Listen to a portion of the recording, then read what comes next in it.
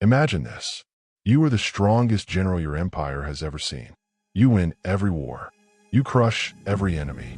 Your name alone terrifies nations. And then, the empire you bled for brands you a traitor, cuts your tendons, breaks your body, throws you into the snow to die. This is where Khazan's story begins. Not as a hero, not as a demon, but as a man betrayed. Today we're breaking down the entire story of Khazan, from the moment the game begins to the final battle against Ozma. And trust me, this isn't just a revenge story. It's the birth of something far darker. When we start the game, Khazan is already a legend.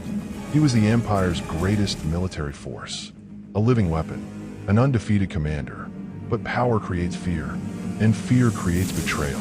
The Pell Los Empire begins to see Khazan not as an asset, but as a threat.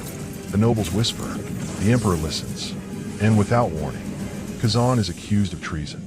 There is no trial, no proof, only punishment. His tendons are severed, his body mutilated, his title stripped. He is dragged through the snow like an animal. This isn't just political betrayal, it is humiliation. The Empire doesn't just want him gone, they want him erased, and they leave him to die in the frozen mountains. But death doesn't come. Something else does. Broken, bleeding, alone in the snow. Khazan should have died. Instead, a demonic presence answers him. It doesn't come with mercy. It doesn't come with kindness. It comes with power. His arm mutates. Flesh twists. Veins darken. Energy surges. The demon arm is born. This is the first true turning point of the story. Because Khazan doesn't reject the power. He doesn't question it. He takes it, not to save the world, not to protect the innocent, but for revenge. And the moment he stands back up, the first berserker is born. The early journey of the game is simple on the surface. Khazan fights his way back through the empire that betrayed him. But thematically, it's deeper. Every soldier he cuts down once served under him. Every commander he faces once respected him. These aren't random enemies. They're fragments of his past. And as he pushes forward, we start to realize something. The corruption spreading across the land isn't just political. Something darker is infecting everything. Beasts are mutating. Soldiers are twisting into monsters. Dark energy is seeping into battlefields. And the demon arm reacts to it. It pulses. It hungers. Khazan begins to understand. The power inside him is connected to something much larger. His betrayal may not have been random. It may have been orchestrated. To understand the true story, we have to talk about Ozma. Ozma was not always the Black Crusader. He was once a holy man, a brilliant mage, a man of faith, and more importantly, Khazan's closest ally. They fought wars together. They trusted each other. They believed in the Empire. But Ozma discovered something. Forbidden knowledge. Truths about demons. Truths about the gods. Truths about the corruption at the heart of the world. And when he tried to expose it, the Empire betrayed him too. But here's where their paths split. Khazan responded with rage. Ozma responded with revelation. Ozma didn't just want revenge. He wanted purification. Through destruction, Ozma embraces demonic power fully. Not as a weapon, as a philosophy. He believes humanity is beyond saving. The Empire is rotten. Faith is corrupted. Power controls everything. So what is the solution? Burn all. Let demons consume the world. Erase the false systems. Rebuild from ash. This becomes the Black Crusade, and the demonic corruption spreading across the land. That's not chaos.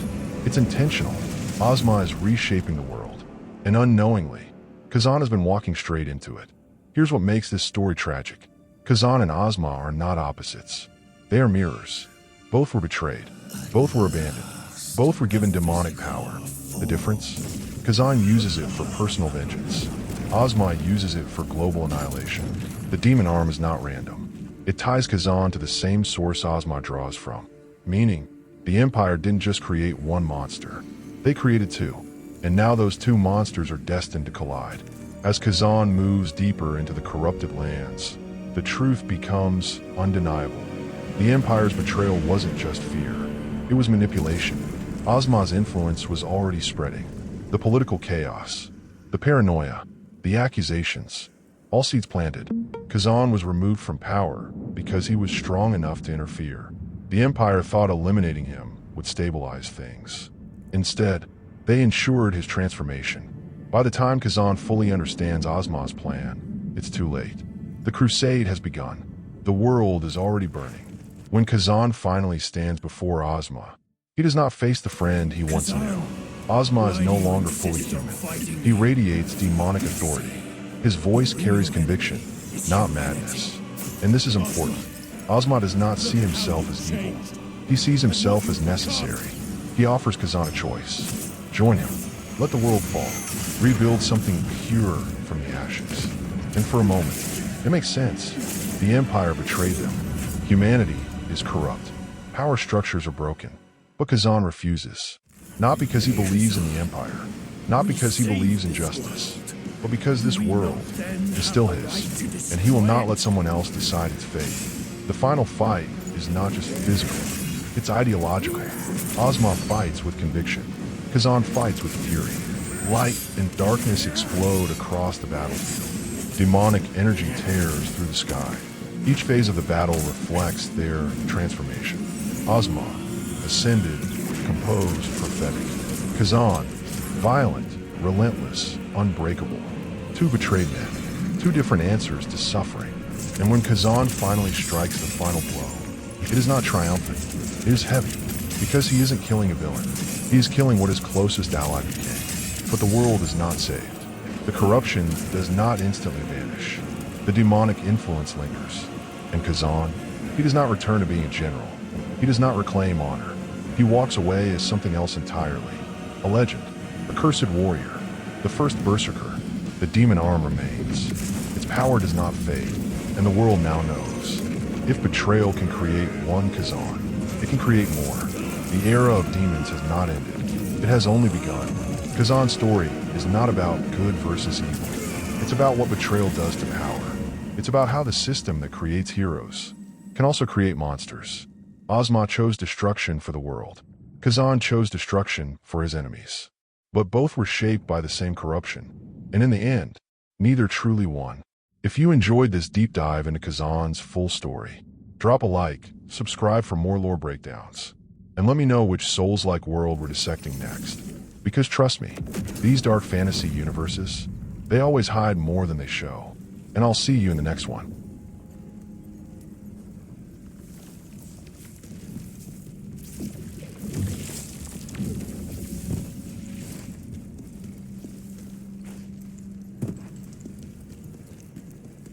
Khazan becomes